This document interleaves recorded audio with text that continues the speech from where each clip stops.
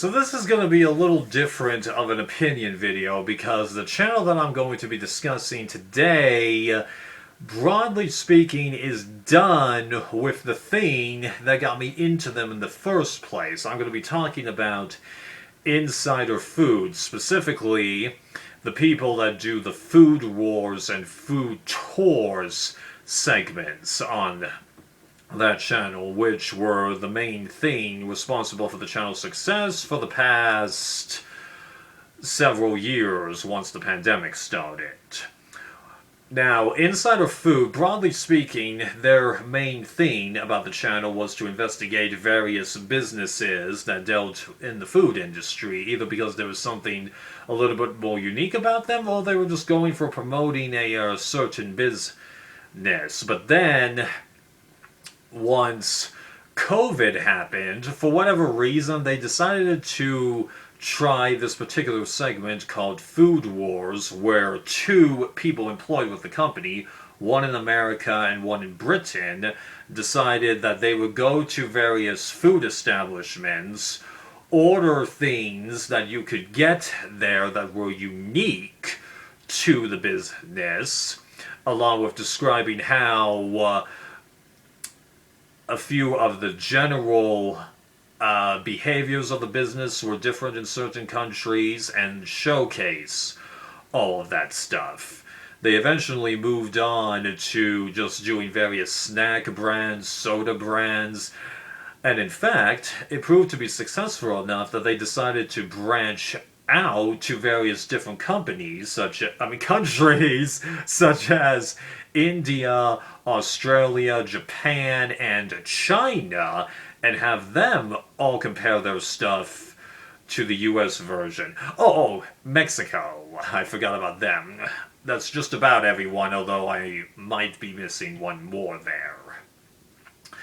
And you're probably going, well, how interesting can that be? Well, it mainly has to do with the chemistry that the US host Joe and the UK host Harry have with each other, even though in the vast majority of the videos what's going on is that they're all just recording their bits completely independent of each other, but they've all been told what the other one is doing, and they apparently conversed with each other more than enough times over the phone or the live webcam stuff that the two of them developed a genuine friendship. And in fact, the series got to the point of popularity where they're all like, we want to see more of these differences between the US and the UK. That what happened was that one of Harry or Joe would go to the other one's country, and then the local host would show them to various establishments that all serve the same type of stuff, such as pizza dishes, barbecue dishes,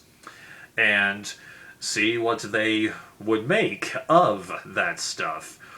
While they did this, not all the times that they did this, but a few of the times they did this, they would then do a foreign exchange version of Food Wars where Joe would try Harry's stuff and Harry would try Joe's stuff. They also had a brief spin-off called Fast Food Chemistry, where Harry would then would attempt to create a lot of the popular American items, which had different chemicals than the UK items, in the UK.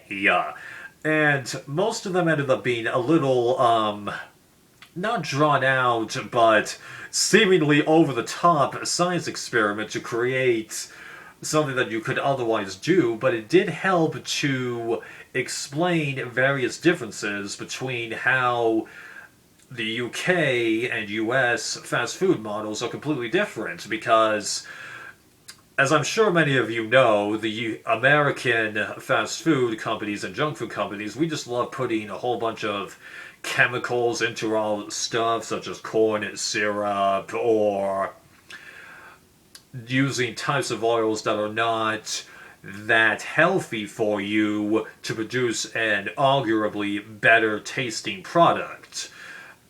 Which is why all French fries have at least 9 different ingredients in them, whereas the UK, at their McDonald's, all they use in their fries are potatoes, salt, and oil. But the differences are more complex than that, because for instance, what we call lemonade in the US, I think is more like what a Sprite thing is considered in the UK, unless I'm totally flipping what Harry says. Yeah, he'll get it completely right. Me, I'm bound to switch something in there. Sorry, Harry, I've watched every one of those videos that you're in, okay? But how you managed to keep all that right is flabbergasting. Nah. Nice. But yeah, there was a great camaraderie between the two hosts, and it's a bummer that now that series is pretty much done. Because Joe decided to move on to other prospects with a different company, and then Harry unfortunately got laid off by Insider Food, even though he says that there's nothing to blame on that part, just life happens. Yeah. So there's not that much else to say, really. If you want to learn some interesting facts about people trying various different food products, why not give them a shot? And I'm not trying to put down any of the other hosts, but those other hosts from the other countries, unfortunately, it ended up being a one-off for those people. Not to say that they were bad people, like the Chinese host that they got. Oh man, was this guy on the ball. And the Indian and the Mexican hosts that they had, totally great guys that you'd love to hang out with. They would have done a great food tours thing. In fact, Harry was trying to get in touch with the Indian host to do a bit where they would have a food tours bit, but he ended up getting laid off before that could occur, unfortunately. But that did have potential. So again, I know it's kind of silly to talk about something that is now basically defunct, but I feel like you could learn a lot and also laugh at the same time. See ya.